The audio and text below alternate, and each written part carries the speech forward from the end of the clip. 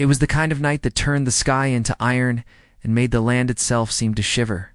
The wind came first long, low moans sweeping across the open prairie, then sharp, cracking gusts that rattled the boards of my cabin like loose teeth. I'd heard plenty of storms in my years out here on Copper Ridge, but something about this one felt personal. Like it had been hunting me for miles, and finally found the place where I'd chosen to disappear. I was sitting at the scarred pine table, a mug of coffee gone cold in my hands when the first bolt of lightning split the horizon. The walls jumped white for an instant, and the window panes quivered like they wanted to break free. The fire in the hearth coughed, sparks chasing up the stone throat of the chimney, and for a second the whole room flickered between light and dark like a dying lantern. It suited me fine. I'd long ago stopped looking for comfort. It had been 5 winters since Clara died. Fever swept through this country like an invisible army, taking the gentle and the strong without prejudice. She hadn't lasted 3 days once it took hold. My boy Nathan went east the next spring, all restless fire and hope. The war chewed him up and never spit him back. I stopped asking after him when the last letter came, a handful of words, and a pressed wildflower from home. I'd thought that was the last surprise life had to offer me. I'd built my walls high after that, as quiet as the grave, but storms have a way of dragging ghosts to your doorstep. It was near midnight when I heard the knock. Not really a knock, more like a desperate scrape against the door, as though someone didn't have the strength to make a proper sound. For a moment I thought it was the wind again, until I heard it once more, weaker this time. I stood slowly, the old Winchester leaning against the wall just out of reach. And the hair on my arms stood up before my boots touched the floor. When I opened the door, the storm lunged in cold, wet, and vicious. And standing inside that howl was a woman. She didn't speak, didn't even flinch when the door banged against the wall behind me. Her eyes locked onto mine, fierce in a way that startled me, though the rest of her looked ready to crumble. Dark hair tangled with pine needles, cheeks hollowed by hunger, moccasins torn to threads, and slick with blood from raw feet. The long shawl around her shoulders was soaked and torn, and when she tried to step forward, she swayed like a tree about to fall. "Come in," I said, voice hoarse. She hesitated, suspicion sparking for just a breath, then stumbled across the threshold. The room shrank to the sound of dripping water and the wind clawing at the eaves. She didn't ask for help. She just moved toward the fire as if some compass inside her pointed there.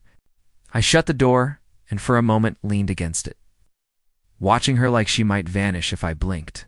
She turned, pulling the wet shawl away, and that's when I saw the scars. Burns along her arms, cuts not yet healed, and older welts, ugly things done by hands that wanted to hurt. I felt something shift low in my gut. It wasn't pity. Pity's too soft for that kind of damage. This was rage, slow and black and waking after too long a sleep. She must have felt it because her chin jerked up. Her lips parted. Cracked skin bled a little at the motion. "I have nothing," she rasped, and for a terrible second I thought I understood what she was offering. No, the word left me before I could think. I stepped closer, pulled the thick wool blanket from the chair, and draped it over her shoulders. She flinched but didn't pull away, and I found myself saying, quiet but hard, "Not like this. Not ever." Her breath hitched and broke. She sat down heavy by the fire and covered her face, shoulders shaking. I stood there, useless and furious, while the storm howled outside and the past howled in me. After a while, she found her voice again, thin and frayed, but sharp enough to cut through the room. Her name was Rowena Hale. She'd been traveling with a wagon train, this promise of work and safety that turned rotten when law and mercy fell away. Men who'd started as traders turned to predators when no one was watching. She ran. They hunted. Dead Hollow, she called the place, though I knew it by another name, a broken stretch of pasture down by Dry Creek, where cattle used to water and where no decent man went anymore. She spoke of others left behind, women, girls, the ones who didn't get away. I listened, jaw locked so tight it ached. By the time she finished, my palms were wet where I'd clenched them. I thought of Clara, of the long nights she'd sung Nathan to sleep. I thought of the boy who rode away with dreams of honor and came back in a box I never got to see. I thought of every mile I'd worked alone to keep a ranch no one wanted, and something in me would ever quiet. Half-dead thing had been content to rot sat up straight. I crossed to the gun rack and took down my Winchester. The weight was familiar, heavy, but right.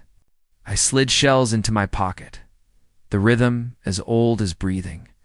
When I turned back, Rowena was watching me, wide-eyed and pale.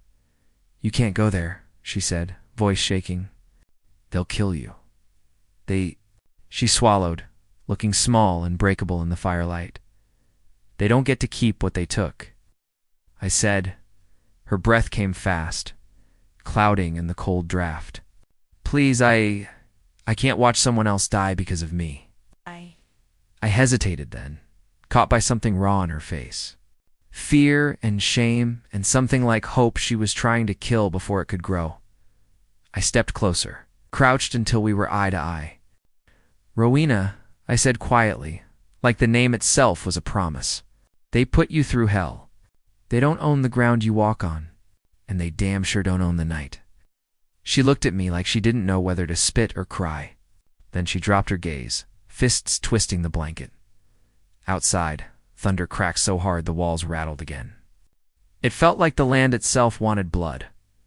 I saddled my old roan Gus, the stables with lantern light flickering shadows up the beams. He snorted, restless from the storm, but settled when I laid a hand on his neck. I checked my gear twice, the way a man does when he knows there might not be a ride home. Rowena followed me out despite the cold. "If you don't come back," she started, voice thin against the wind. "I'll come back." She looked unconvinced, but she nodded, jaw trembling, and stepped back into the glow spilling from the cabin door. I rode into the storm, and for the first time in years my heart wasn't numb. It was fire and iron and something alive. The prairie at night is another world, black rivers of clouds sliding low, sage and pine thrashing like they're alive. I kept Gus at a ground-eating lope, eyes peeled for trouble. Didn't take long. A shot rang out. Sparks flew from the rocks where the bullet hit. I threw myself low in the saddle, swung the Winchester up, and fired back. A scream cut through the rain. Whoever it was didn't get a second chance. The bridge was worse than I remembered, boards slick and half-rotten. One gave way under Gus's hoof and nearly pitched us both into the river below. I reined him hard, heart pounding, then urged him on, fast and light across the gap before it could swallow us. By the time I saw the glow of campfires up ahead, my coat was soaked and my shoulder ached from the kick of the gun. Men's voices carried across the wind laughing mean. I tied Gus to a cottonwood and moved silent. Boots sinking into wet ground. 2 sentries, drunk and lazy, stood half asleep by the corral. I took the first with the rifle, but quiet and quick. The second turned, wide-eyed, but the knife was faster. Then I was in the shadows, moving toward the sound of crying I wasn't sure I'd imagined. There were 3 wagons, a rough shack, and a makeshift pen. I could see movement inside. Small, huddled. Girls, my breath came hard. Anger's a dangerous thing if you let it lead. So I didn't. I just acted. The first man to step out of the shack never saw me. The second did and yelled, but my shot cut him off mid-curse. Chaos exploded. Shots cracked back at me, sparks flying as bullets struck wood. I dove behind a barrel, returned fire. The smell of gunpowder hit hot and sharp. One bastard got close, too close, pistol outstretched. I barely twisted aside in time. His shot burned a line across my arm, and I drove my knife home under his ribs. He dropped, breath gone, before he hit mud.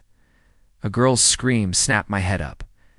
I sprinted, slammed the butt of the Winchester into the padlock on the pen until it gave way. "Run!" I barked, but they froze, wide-eyed and terrified. One, maybe 12, the other not much older. "It's all right," I said, softer than I felt. "Come on now." They moved then, clinging to each other. I shoved them toward the trees, heart hammering, senses alive to every sound. Another shot, cracked pain bloomed hot across my shoulder. I staggered but kept moving. We reached the river crossing just as the storm seemed to roar awake. Lightning showed the broken bridgewan rope half-snapped. No choice. I tied the girls together with my belt, shouted over the thunder, "Hold on!" I went first, testing each slick board. Halfway across the world dropped out beneath my wood shattered. Rope swung wild. I caught the far side, teeth rattling, and somehow hauled us all across. When we stumbled back into the night, soaked and shaking but alive, I almost laughed. Almost. It was near dawn when the cabin came into view, smoke curling weak from the chimney. Gus staggered but held me steady. The girls were clinging like shadows. Rowena was on the porch before I even hit the ground. She caught me as my knees buckled, and for the first time since Clara's death, "I let someone catch me. You're bleeding," she gasped. "Yeah," I said, voice shredded, "but we're here." She half-dragged, half-carried me inside, the girls trailing in, staring wide-eyed at the small safety of walls and fire. She tore linen for bandages, hands trembling but sure, whispering words I couldn't quite catch. At some point, the storm broke. The sun found its way through ragged clouds, laying a strip of light across the floorboards. I woke to the sound of laughter, soft, uncertain, but real. For a man who'd stopped believing in miracles, it felt damn close. I caught Rowena's gaze across the room. Something unspoken past their gratitude, defiance, and a question neither of us dared answer yet. The girls huddled near the fire, safe for now. Outside, the prairie stretched endless and wild, same as it had been. But something in me had shifted. For the first time in years, I felt the faintest pull of a future. Not a loud one, not even a clear one. Just a thread. Maybe that was enough. Rowena came over then, eyes brighter than the night I found her. She opened her mouth, closed it again, then finally whispered, "Thank you." I wanted to tell her it wasn't just for her, that saving someone else had maybe, just maybe, saved me a little too. But words don't come easy after so long alone. So I just nodded, and she seemed to understand. The storm had passed, but something bigger had begun.